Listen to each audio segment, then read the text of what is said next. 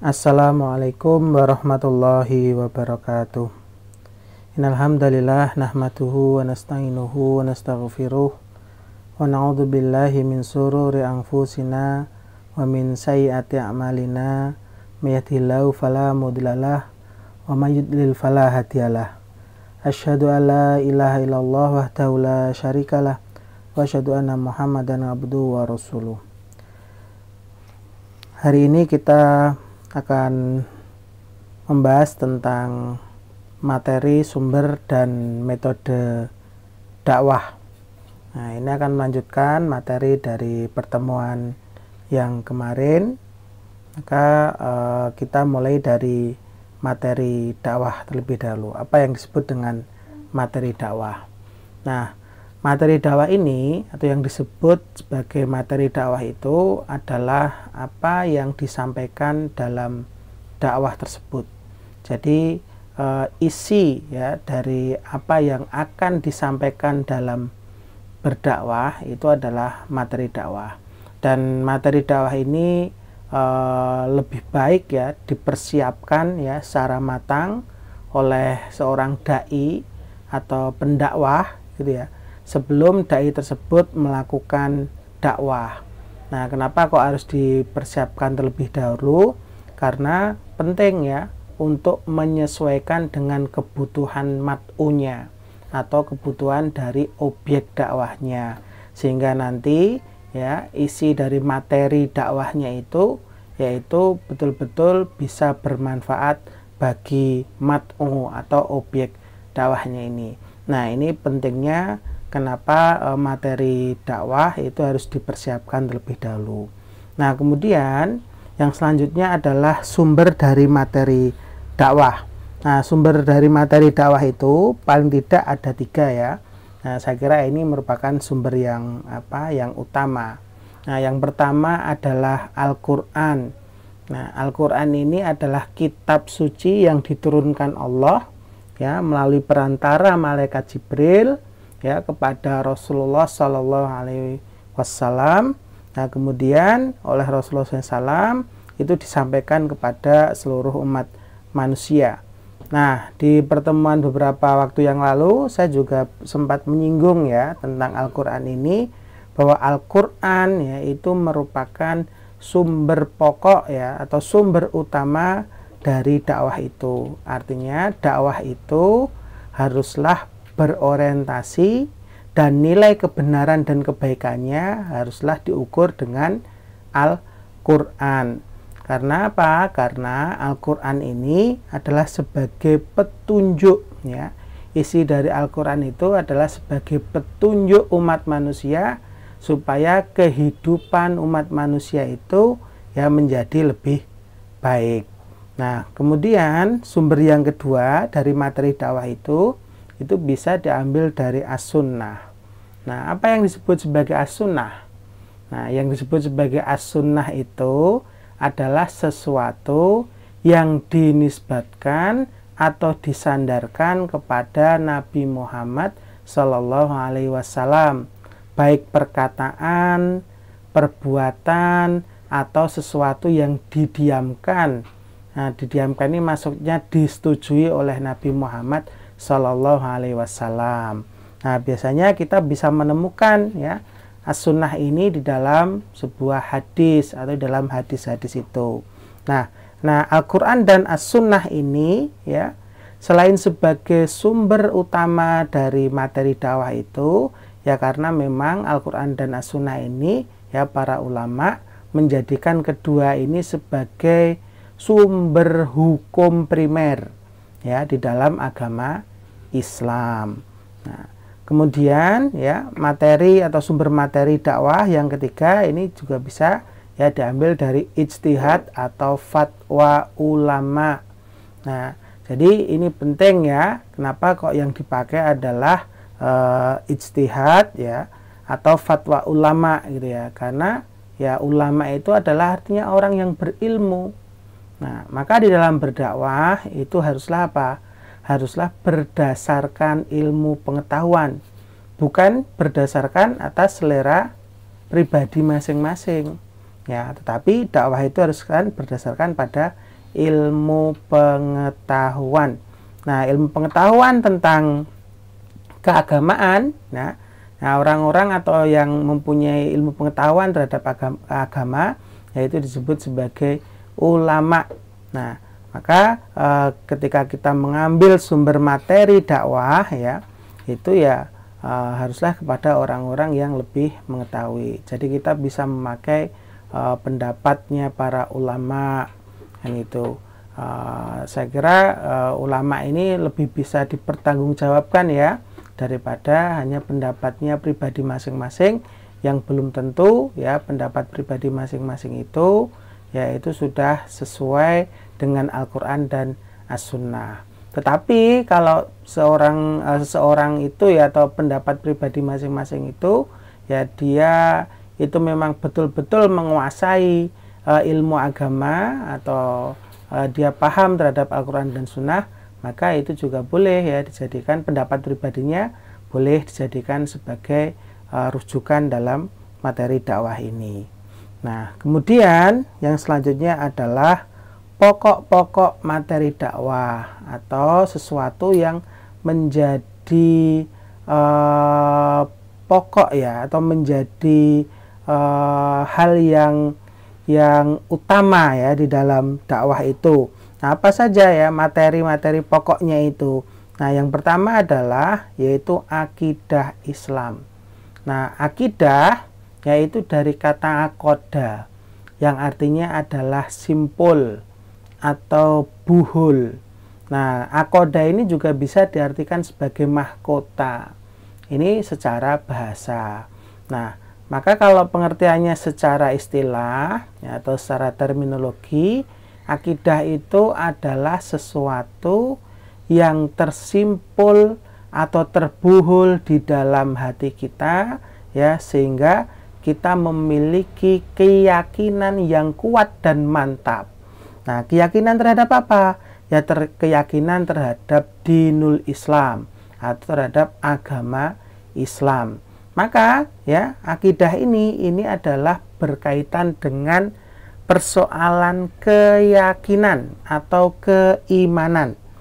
Nah, pokok-pokok materi dakwah ya itu yang pertama yaitu adalah persoalan keyakinan. Ya, keyakinan terhadap Islam. Jadi akidahnya itu harus benar dulu ya, dibenarkan dulu sebelum ya membenarkan yang lainnya gitu. Nah, pokok yang kedua ya dalam materi dakwah itu adalah ibadah. Ya, ibadah. Nah, ibadah ini adalah bentuk ya penyembahan. Ya, bentuk penyembahan terhadap Allah ya. Maka kalau ibadah itu ya nanti pembahasannya dibagi menjadi dua ya, ibadah mahdoh dan ibadah ghairu mahdoh. Nah, ibadah mahdoh itu atau ada juga yang membagi jadi ibadah khos dan ibadah am, ibadah khusus dan ibadah umum. Ya, ibadah umum itu ibadah khusus dulu ya. Ibadah khusus itu adalah ibadah yang tata caranya atau pelaksanaannya itu sudah diatur oleh Allah dan Rasulnya. Nah, misalkan contohnya sholat, kemudian puasa, kemudian zakat, haji. Nah, itu tata caranya sudah diatur ya oleh Allah dan Rasulnya, sehingga manusia tidak boleh membuat tata cara sendiri dalam ibadah khusus itu. Tetapi ya di ibadah am atau ibadah umum, nah yang dimaksud dengan ibadah umum itu adalah ibadah yang tata caranya itu sepenuhnya diserahkan kepada kebijaksanaan manusia. Nah, maka kita dapat menyimpulkan ya di dalam ibadah umum ini, berarti ibadah umum itu adalah setiap perbuatan ya yang tidak melanggar syariat Islam, yaitu dihukumi sebagai ibadah. Nah, ini luar biasanya ya di dalam agama Islam itu ya, apapun ya atau sesuatu apapun gitu ya yang dilakukan gitu ya, dilakukan semata-mata niatnya adalah untuk beribadah. Misalkan ya seorang yang bekerja Nah, selain bekerja itu mencari uang, tapi juga diniatkan untuk beribadah.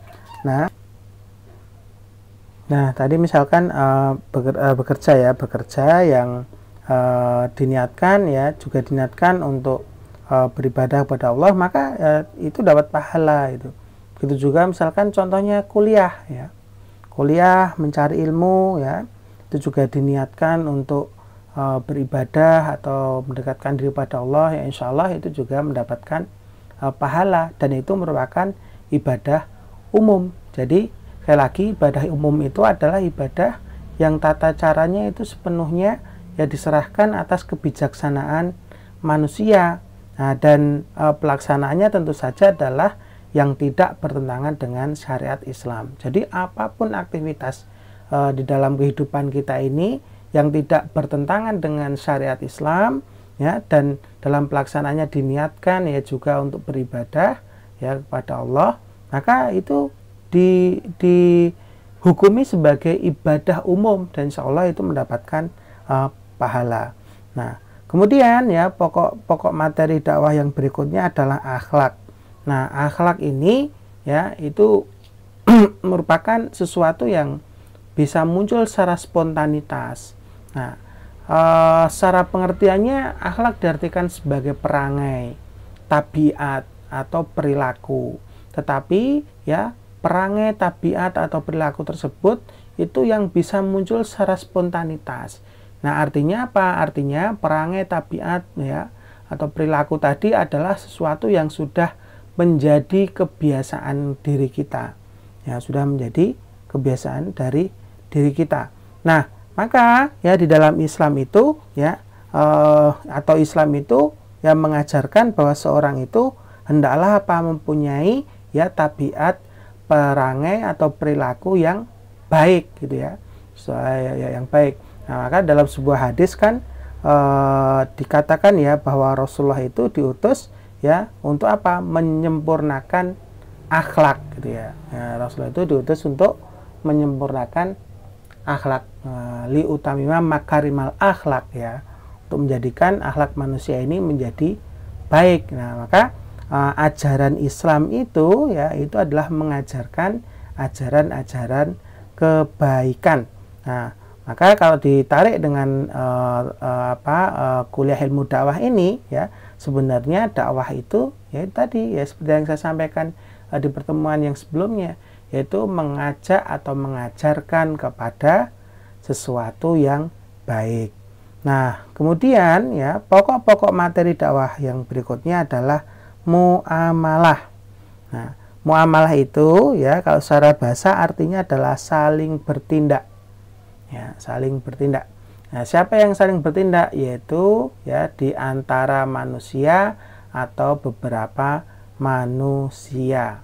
Nah, misalkan contohnya ya dalam persoalan muamalah itu adalah persoalan jual beli gitu ya, persoalan hutang piutang, persoalan sewa menyewa, dan hubungan manusia satu dengan yang lainnya yang itu melibatkan antara beberapa pihak. Nah, ini juga bisa ya dijadikan sebagai materi dakwah gitu ya, bahwa di dalam misalkan persoalan jual beli itu hendaklah harus dilakukan dengan cara yang baik dan benar. Sewa menyewa juga demikian ya, harus dengan cara yang baik dan benar. Dan setiap sesuatu ya yang berkaitan dengan hubungan manusia dengan yang lainnya, yaitu harus dilakukan secara baik dan benar. Nah, itu pokok-pokok materi dakwah ya. Jadi di dalam pokok-pokok materi dakwah yang di sini disebutkan ada 4 itu ya: akidah Islam, ibadah, akhlak, muamalah ya, yang di dalam aktivitasnya itu adalah ya dalam rangka untuk mengajak kepada sesuatu yang benar dan baik. Jadi dalam akidah ini keyakinan ya dia tujuan dari dakwah itu adalah ya ini dalam persoalan akidah hendaknya akidahnya benar dan baik. Begitu juga dengan ibadah ya, di dalam ibadah ibadahnya ya harus benar dan baik. Akhlak juga demikian ya, akhlaknya harus benar dan baik. Dan muamalah juga juga demikian, harus benar dan baik. Jadi dakwah itu ya, di dalam pokok-pokok materi dakwah itu ya tujuannya ya seperti itu, menjadikan sesuatu atau menjadikan manusia itu sendiri dalam urusan akidah, ibadah, akhlak dan muamalah itu menjadi benar dan baik. Nah, kemudian ya selanjutnya adalah metode dakwah ya, bagaimana dakwah itu dilakukan atau dilaksanakan. Nah, ada banyak metode ya, ada banyak metode dakwah yang bisa dilakukan gitu ya. Yang pertama itu adalah metode rahasia atau sirri. Nah, maksudnya apa ini metode rahasia itu?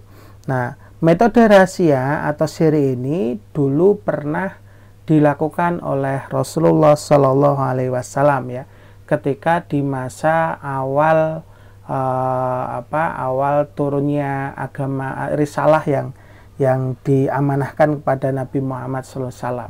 Nah, jadi pada awal-awal keislaman ya itu dakwah dilakukan secara rahasia.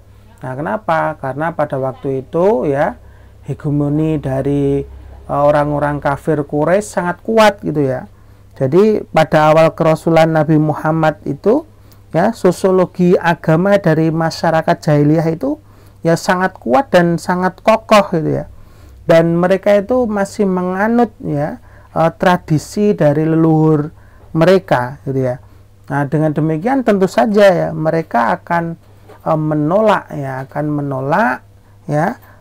ajaran yang dianggapnya bertentangan dengan ajaran dari nenek moyang mereka yang sudah menjadi tradisi mereka.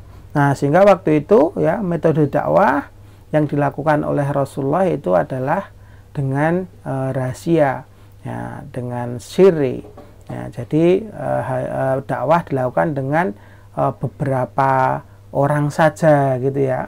Jadi tidak dilakukan secara umum, secara terbuka, tapi hanya beberapa orang saja. Nah, kemudian beberapa orang itu ya biasanya Rasulullah melakukan dakwahnya itu ya di rumahnya seorang bernama Arkom ya. Maka ada gerakan yang disebut sebagai Baitul Arkom atau rumah Arkom, yaitu karena sejarah dari Rasulullah SAW di awal-awal kerasulannya yaitu dakwah dengan secara rahasia ya, secara sirri ya, itu dilakukan di rumahnya Arkom itu. Nah, kenapa demikian? Nah, karena ini adalah ya strategi ya, supaya apa? Supaya dakwah itu ya bisa terlaksana gitu ya. Nah, jadi ini pentingnya metode ya atau strategi di dalam dakwah itu, supaya dakwah itu bisa terlaksana dengan baik ya. Itu ya butuh yang namanya metodologi atau ya butuh strategi. Nah, maka strateginya Rasulullah itu dulu diam-diam itu. Nah, baru kemudian ya setelah pengikutnya mulai bertambah banyak itu ya, pengikutnya mulai bertambah banyak, terus kemudian ya masyarakatnya sudah lumayan banyak yang mendukung ya atas pergerakan atau dakwah dari Rasulullah itu, maka kemudian metodenya diubah ya, yaitu metode terbuka. Nah, metode terbuka, meskipun kalau kita berbicara tentang sirah nabawiyah ya atau sejarah Nabi itu ya, ketika Rasulullah menyampaikan dakwah secara terbuka ini ya geger ya, terjadi kegegeran yang sangat luar biasa ya, terlebih pada pembesar-pembesar kaum Quraisy ya. Nah, mereka ya tidak terima ya dengan apa yang dilakukan oleh Rasulullah. Nah, dengan metode terbuka ini ya tentu saja dilakukan ya tidak asal terbuka, tapi dilakukan ketika ketika ya faktor-faktor yang mendukungnya itu sudah ada atau sudah mapan gitu ya. Nah, kalau masih rentan ya terhadap musuh gitu ya, mudah dikalahkan dan sebagainya ya, kalau dengan terbuka nanti akhirnya dakwahnya tidak tersampaikan gitu ya. Tapi strateginya itu ya terbuka, tapi ketika infrastruktur pendukungnya itu sudah terbentuk ya, yaitu dengan banyak pengikutnya gitu ya, kemudian sudah diterima di masyarakat dan sebagainya, itu baru dilakukan secara terbuka gitu ya. Nah, tentu saja ini konteks share dan terbuka ini dalam kehidupan kekinian itu nanti bisa disesuaikan ya dengan keadaan kita saat ini gitu ya. Nah, kemudian yang selanjutnya, metode berikutnya adalah memberikan kabar gembira gitu ya. Ya, memberikan kabar gembira. Karena memang sebenarnya bahwa dakwah Nabi Muhammad itu juga dengan menggunakan metode memberikan kabar gembira. Nah, selain juga nanti juga memberikan ancaman ya, memberikan ancaman. Nah, hal ini bisa kita lihat ya di dalam surat Al-Baqarah misalkan ya, Al-Baqarah ayat 119 ya. Inna arsalnaka bil haqqi basyiron wa nadhiron wa la tus'alu an ashabil jahim. Nah, di situ dikatakan ya, bahwa Allah berfirman, sungguhnya telah kami utus engkau dengan kebenaran. Ini yang dimaksud engkau itu adalah Nabi Muhammad SAW. Beliau ini diutus ya dengan kebenaran, kemudian pembawa berita gembira dan peringatan ancaman, dan tidaklah engkau akan ditanya dari hal ahli-ahli neraka. Nah, jadi memang Nabi Muhammad itu memberikan kabar gembira. Nah, dalam memberikan kabar gembira ini seharusnya metode dakwah yang digunakan itu adalah dakwah yang menggembirakan. Ya, dakwah yang menggembirakan itu adalah dakwah yang menyenangkan ya. Dakwah itu tidak selalu bersifat kaku atau saklek gitu ya, tapi bisa dengan format-format yang menggembirakan ya, bisa bakti sosial atau bisa dengan model membuat acara tertentu yang sekiranya ya dari hal-hal tersebut itu bisa membuat gembira mat'u ya, atau bisa membuat senang dari para mat'u atau objek dakwahnya itu ya. Nah, itu metode ini bisa dilakukan gitu ya.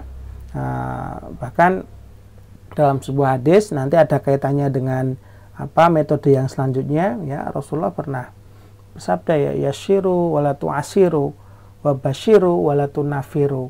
Ya, mudahkan, jangan buat susah ya, dan gembirakanlah, jangan buat orang itu berlari atau meninggalkan dari kita gitu ya. Jadi ini hal yang penting ya di dalam metode dakwah itu. Dakwah itu juga harus dilakukan dengan cara-cara yang menggembirakan ya, cara-cara yang menggembirakan.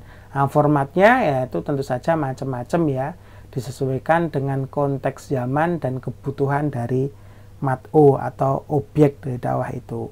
Nah, kemudian ya yang selanjutnya, metode selanjutnya adalah metode dengan menunjukkan bukti atau hujah.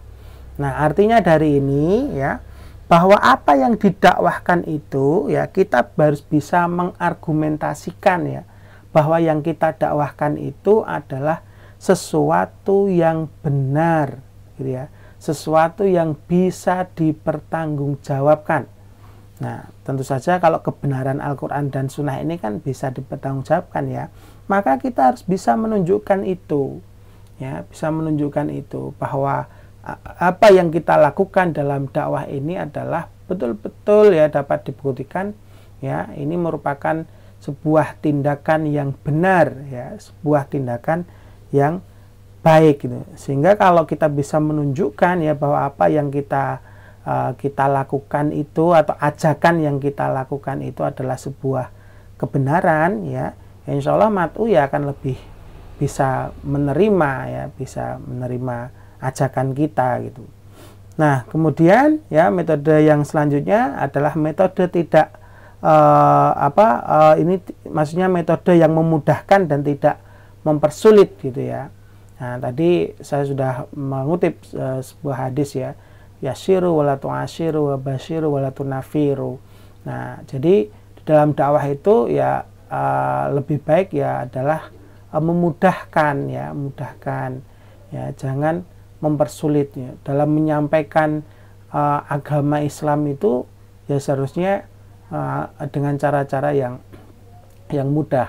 Karena memang sebenarnya agama Islam itu adalah agama yang mudah gitu ya, bukan agama yang sulit gitu ya.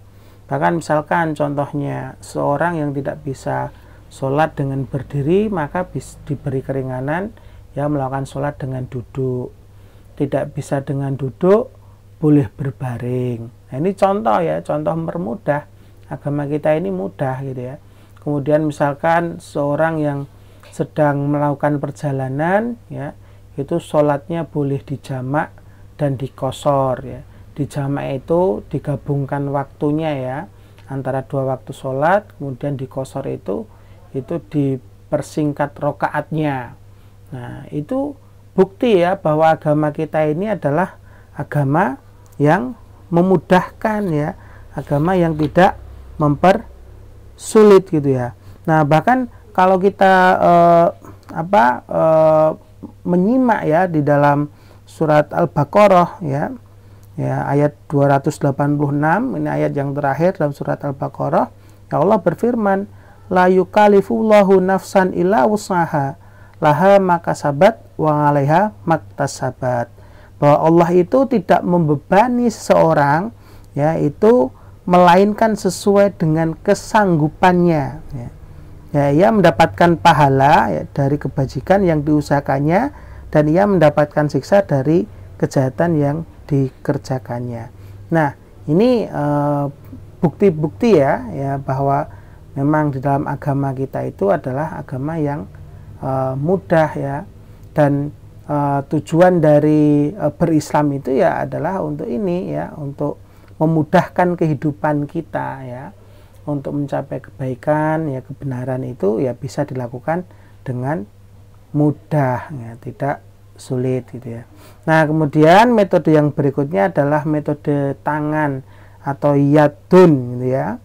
Nah, ini bisa dimaknai secara hakiki, yaitu makna tangan atau yadun yang sebenarnya ya, tangan anggota tubuh itu, atau bisa juga diartikan sebagai makna majasi atau makna kiasan yang berarti adalah kekuasaan itu ya.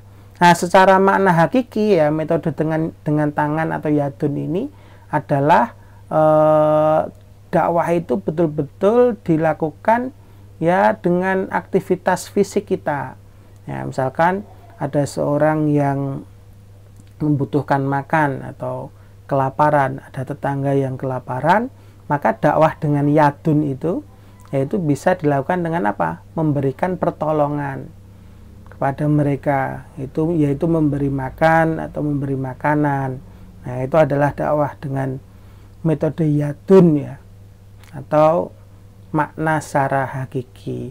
Nah, dalam makna majasi atau kiasan yaitu adalah dakwah dengan kekuasaan. Tentu saja dakwah dengan kekuasaan ini adalah ya dilakukan oleh orang-orang yang mempunyai kekuasaan atau kedudukan di dalam sistem pemerintahan di Indonesia. Maka dia bisa ya membuat kebijakan-kebijakan gitu ya, yang sekiranya kebijakan itu ya itu mengarahkan ya umat ke dalam kebaikan dan kebenaran, bukan malah ketika dapat kekuasaan ya itu membuat kebijakan yang menguntungkan dirinya sendiri. Nah, itu nggak boleh ya, tapi hendaklah ya kebijakan-kebijakan itu ya dalam dakwah dengan metode yadun ya itu dibuat untuk apa? Untuk kemaslahatan umat.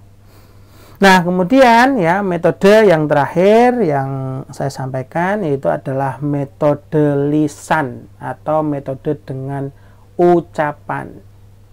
Nah, metode dengan ucapan ini ya ini banyak tekniknya gitu ya.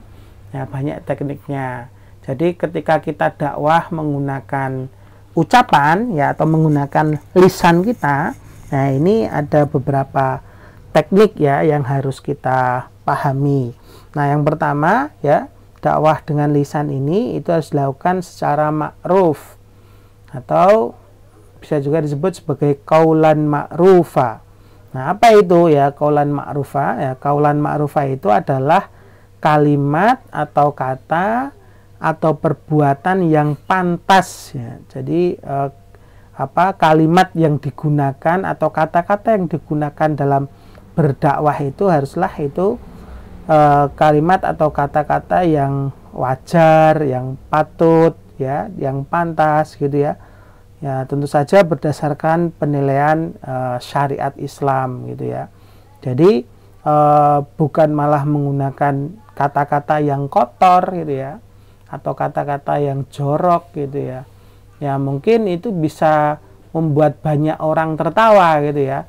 Tapi sesungguhnya ya secara tidak sadar dan tidak langsung justru ya itu malah mengajarkan ya mat'unya itu atau objek dakwahnya itu untuk berperilaku yang seperti itu. Misalkan dakwah dengan dengan kata-kata yang kotor ya, dengan mengumpat dan sebagainya, itu malah justru secara tidak langsung ya mengajarkan kepada mat'unya itu ya melegitimasi bahwa perbuatan atau mengucapkan kata-kata kotor itu ternyata boleh.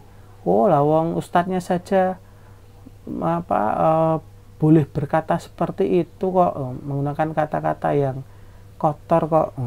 Nah, itu salah ya. Maka dalam dakwah secara lisan itu memang haruslah dilakukan dengan kata-kata yang ma'ruf atau qaulan ma'rufa ya. Nah, kemudian ya yang kedua masih dalam metode lisan yaitu dengan qaulan sadida. Nah, maksud dari qaulan sadida ini artinya adalah perkataan yang benar. Nah, atau benar dalam perkataan gitu ya. Artinya apa yang disampaikan itu merupakan suatu kebenaran gitu ya. Apa yang disampaikan itu tidak mengada-ada atau tidak berbohong, tapi apa yang disampaikan itu adalah memang sesuatu yang benar ya. Nah, kemudian yang ketiga adalah qaulan baligho.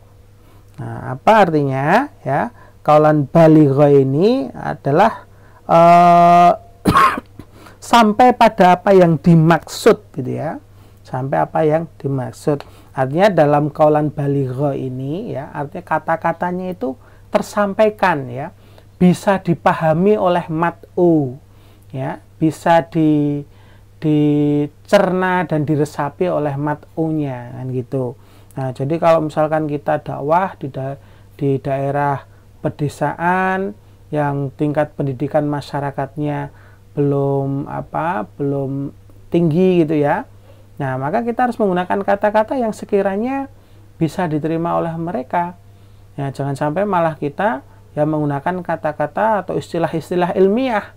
Nah, mereka justru malah nanti kebingungan ya. Mat'unya itu bingung, ini ngomong apa ini ustadznya itu kan gitu. Nah, itu jadi dalam metode dakwah dengan lisan ini ya haruslah dengan metode qaulan baligho, artinya sampai pada apa yang dimaksud. Nah, kemudian ya yang selanjutnya adalah qaulan karima. Nah, apa yang dimaksud dengan qaulan karima? Nah, ini adalah segala kebaikan ya, atau kemuliaan atau keutamaan. Nah, tadi ini hampir mirip dengan ma'rufah ya. Nah, ini adalah perkataan ya yang diucapkan itu adalah ya suatu kebaikan, kemuliaan, keutamaan dan yang terpuji. Nah, kemudian yang selanjutnya adalah qaulan maisura. Nah, qaulan maisura itu ya berarti mudah yang dibuat mudah. Nah, ini hampir mirip dengan qaulan baligho tadi. Jadi perkataan atau perbuatan seorang dai itu ya itu disesuaikan dengan mat'unya. ya, mad'unya. Supaya apa? Supaya dakwahnya itu bisa diterima. Nah, kemudian yang selanjutnya adalah kaulan layina. Nah, kaulan layina ini artinya adalah kata yang lembut dan halus. Nah, jadi memang idealnya ya seorang pendakwah itu, dai itu ini menggunakan kata-kata yang lembut dan halus. Ya. Nabi Muhammad saja ya tidak pernah ya itu mengajarkan ketika berdakwah menggunakan kata-kata yang jorok atau kata-kata yang kasar.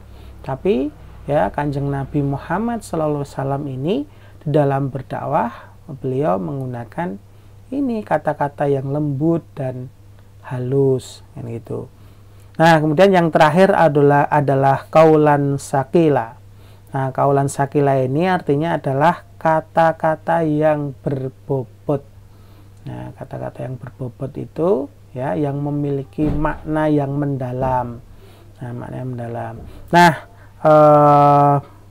para mahasiswa yang saya banggakan, nah itu adalah beberapa metode di dalam berdakwah. Jadi memang ya dakwah itu ya berat ya. Seorang pendai itu memang berat ya, harus menguasai metode-metode atau teknik-teknik di dalam berdakwah. Sedangkan ya hukum dakwah itu adalah apa? Nah, kemarin saya menyampaikan hukum dakwah itu adalah wajib gitu ya. Sehingga ya seorang mukallaf atau seorang yang sudah terbebani dengan hukum itu juga sudah mempunyai kewajiban berdakwah. Maka kita ini harus selalu mengasah kemampuan kita untuk berdakwah, karena pada hakikatnya diri kita ini adalah agen perubahan melalui agenda-agenda dakwah kita. Atau dengan kata lain ya, pada hakikatnya kita ini adalah seseorang ya yang ditugaskan oleh Allah di muka bumi ini untuk ya menjadikan ya muka bumi ini menjadi yang baik, atau kita dijadikan sebagai makhluk yang baik dan untuk mengajak kepada kebaikan. Nah, saya kira untuk pertemuan dengan materi ini saya cukupkan di sini ya, kurang lebihnya mohon maaf. Billahi fisabilil haq fastabiqul khairat. Assalamualaikum warahmatullahi wabarakatuh.